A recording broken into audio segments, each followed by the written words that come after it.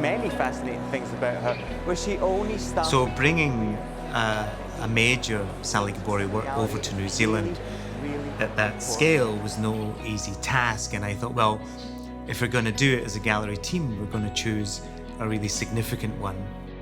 And the work we chose was really monumental and magnificent, and that was the Burnaby Country from 2009. It's a really important Sally Gabori work, but it's also very typical of the works that she did do, the landscape works of Bentinck Island. We really wanted Kiwis to see the work.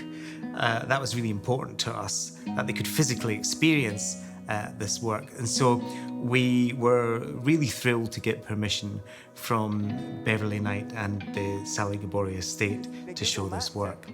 The wonderful thing about Auckland Art Fair for the team at the Vivian is we don't really see it so much as a selling opportunity, but more as a place to share artworks with an interested audience and tell something of the story of the artist that we show.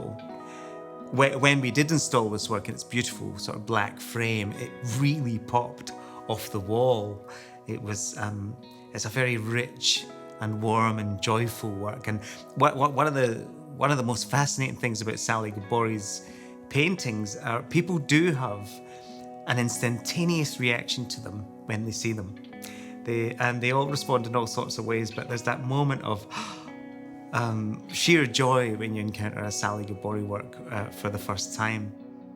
And that, in a sense, is what, that's why the Vivian exists. That's the charge that we look for when we show artworks. That's what it's all about, really, at the end of the day. When Justin Patton, the head curator of international art at the Art Gallery in New South Wales, visited the art fair, he did an Instagram post and he talked about how that painting almost radiated heat all the way up Queen Street, and we were that was such a delightful thing to see that somebody else had experienced, because it was what we were all feeling as well. Original ceremonies can be scrubbed on the skin. That is what you're looking at here. Well, I suppose I first met Scott because he acquired a beautiful Sally Gabori that I would call, once again, a bit like the work on the stand. It was a very strong work. It was a tough work. It was a work that I absolutely adored.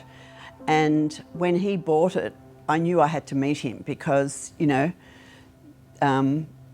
that's the sort of person who I know I would get along with. So I think building a relationship with Scott, the family are very aware of the Vivian, and I think that it's really a match made in heaven. I think if Sally Gabori was here, they'd get on like a house on fire, which is really good.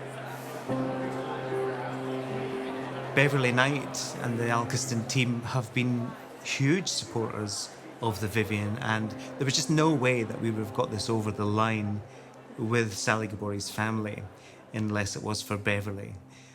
Beverly Knight has a very long and established career working with Aboriginal artists throughout Australia, and she's a huge supporter of the work that we do at the Vivian. Her and the Alcaston team were instrumental in getting this painting to New Zealand, working with the family to allow us to do so.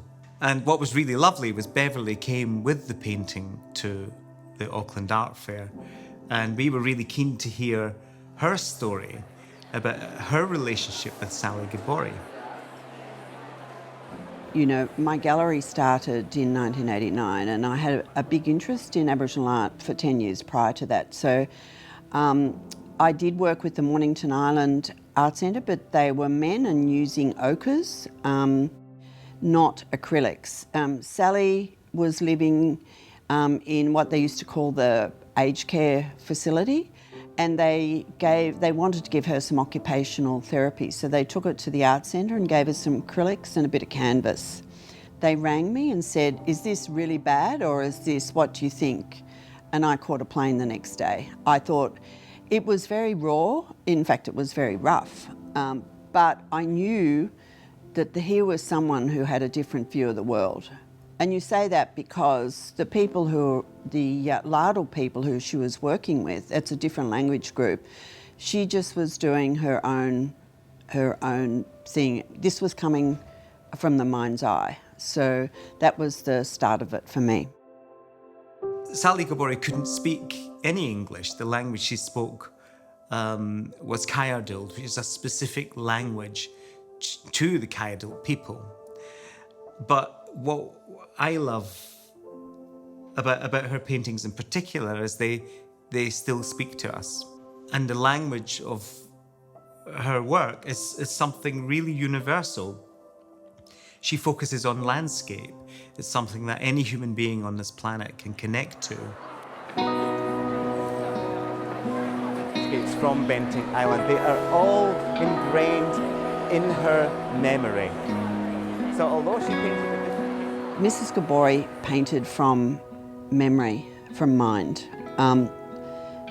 What she saw was already on her mind. It had been on her mother's mind, her grandmother's mind, her great-grandmother's mind. Like her people untouched for 50, 60, 70,000 years, who knows, you know? So it's quite extraordinary.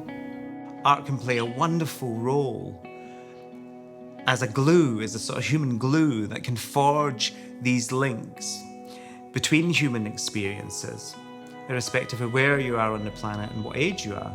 These are universal messages, and that's why I love this work so much, and that's really fundamental to the idea behind the Vivian and what we're all about, really. The other joyful thing about Sally's work is the more you know about her life and her work and the bodies of work that she produced, all inspired from the same place, all inspired from this tiny little island in the Gulf of Carpentaria, Bentinck Island. And the more magical that story becomes.